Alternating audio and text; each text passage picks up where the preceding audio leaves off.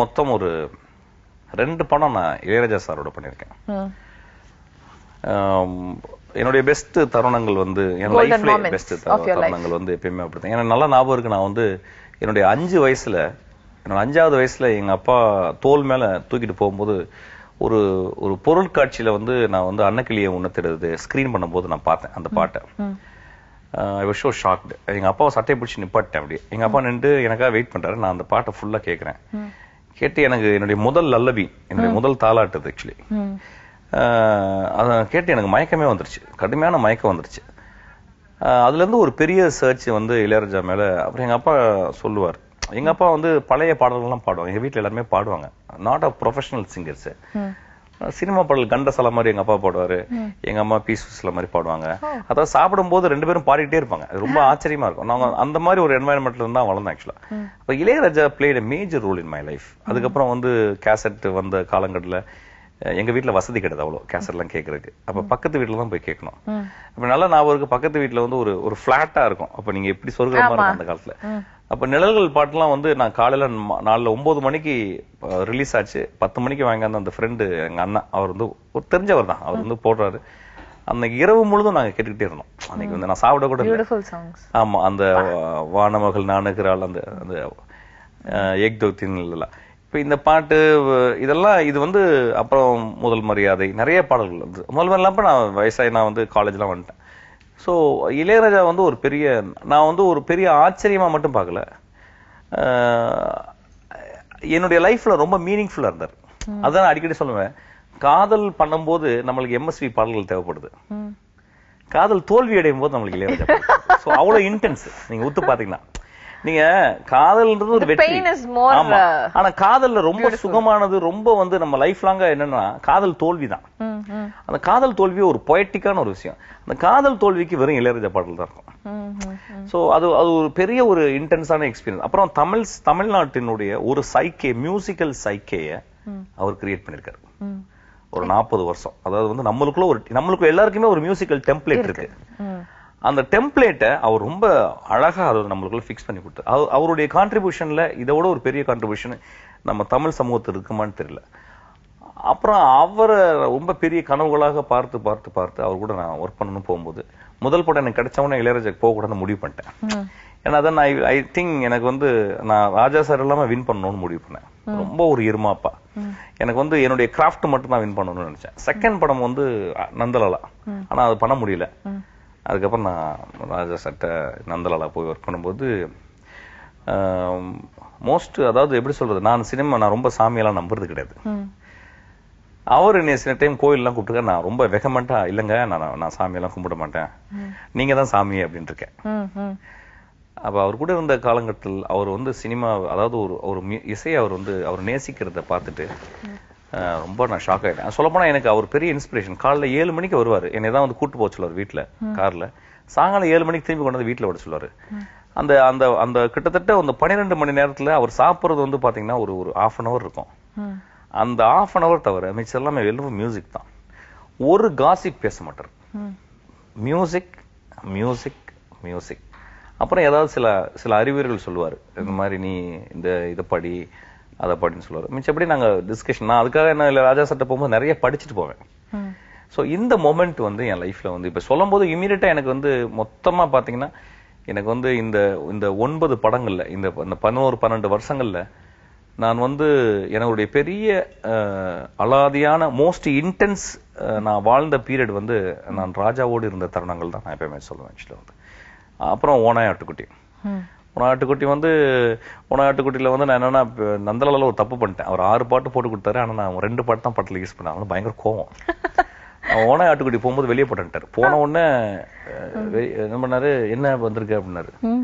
இல்ல நான் இந்த படத்துக்கு நீங்க மியூசிக் பண்ணணும். அப்படியா, போன படத்துல 6 பாட்டு பண்ணி 2 பாட்டு தான் வச்சேன், இந்த பாட்டுல ஒரு 4 பாட்டா வைப்பேன்னு. இல்லைங்க இதுல பாட்டே இல்லைன்னு வெளியே போட்டுட்டாரு. அப்புறம் நான் சொல்லி ரொம்ப கன்வின்ஸ் பண்ணி, இல்ல ஒரு நீங்க கதை கேளுங்க அப்படிலாம் சொல்லிட்டு, நான் கதையெல்லாம் கேட்க மாட்டேன், நீ படம் எடுத்துட்டு வந்து என்னை கன்வின்ஸ் பண்ணணும், நான் வந்து மியூசிக் போடுறேன் அப்படின்னாரு. அப்புறம் நான் நேரம் படம், ஆனா நான் சொல்லிட்டேன் உங்க பேரை நான் போட்டுருவேன் அப்படின்னு சொல்லிட்டு.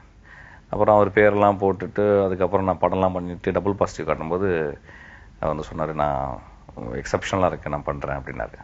ஸோ ஒரு தந்தை மாதிரி எனக்கு இப்போ எனக்கு என்னை பெத்த தந்தை ஒரிஜினலா இருக்குது போக என்னுடைய கலை தந்தையாக நான் வந்து அதாவது அண்டர்ஸ்டாண்ட் ஒரு வார்த்தை இருக்கு.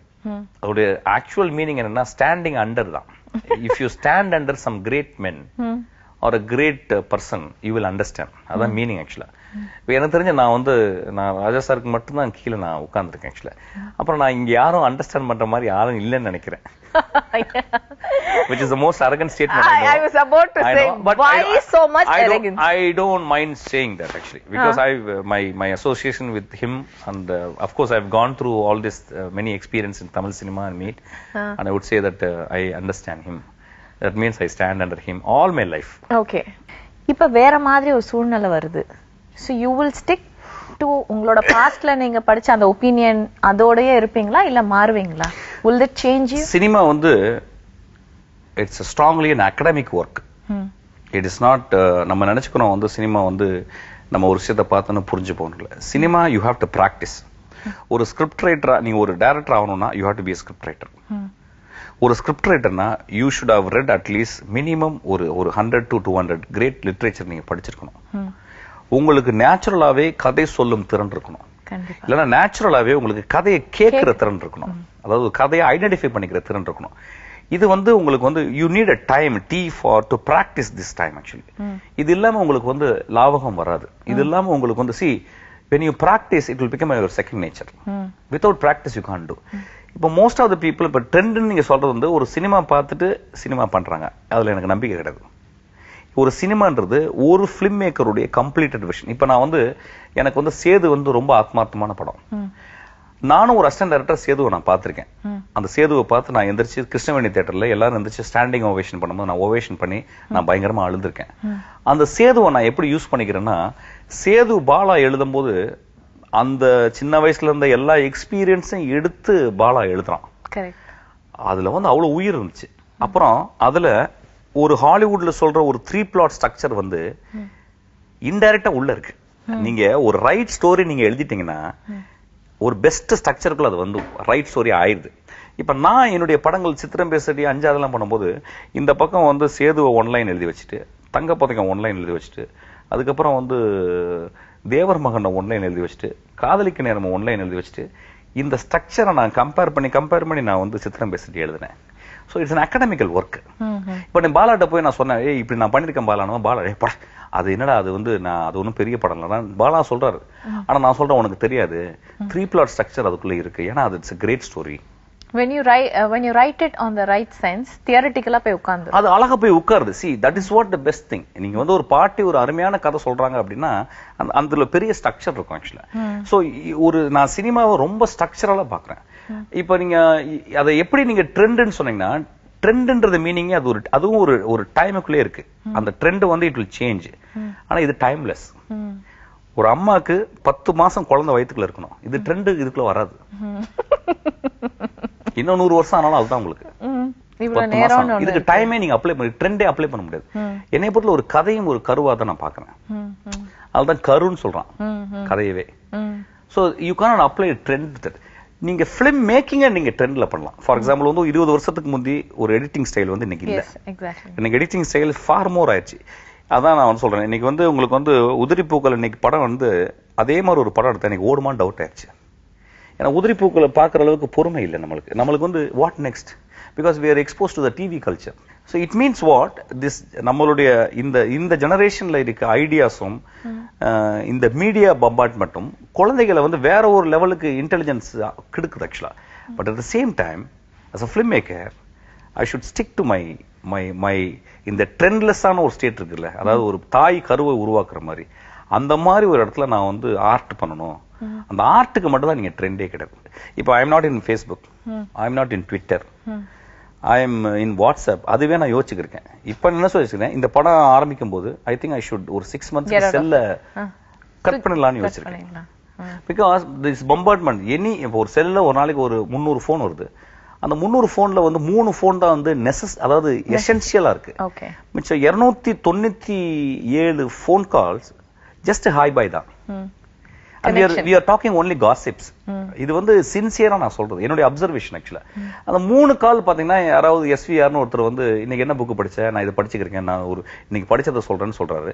அல்லது யாராவது ஒரு பவாச்சலத்துறை மாதிரி ஒரு ஆள் வந்து மிஷ்கின் என்ன பண்றீங்க, இங்க வரீங்களா, இங்க ஒரு விழா இருக்கு, ஏதோ எசென்சியலா ஒரு 3 கால் தான் எசென்சியலா இருக்கு இல்லையா.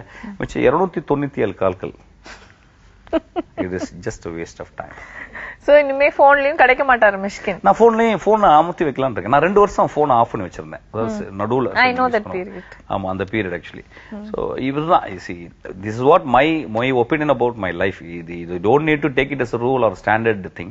பட் நான் ரிபல் பண்றேன். இந்த ட்ரெண்டுக்குள்ள என்னை போக கூடாதுன்னு ரிபல் பண்றேன் ஆக்சுவலா. அதாவது இது பாட்டம் லைன் என்னன்னா மிஷ்கின் மாற மாட்டார், மிஷ்கின் இப்படிதான் இருப்பார், மாறவே முடியாது ஆக்சுவலா. அதான். Okay, now you have to start with your controversies.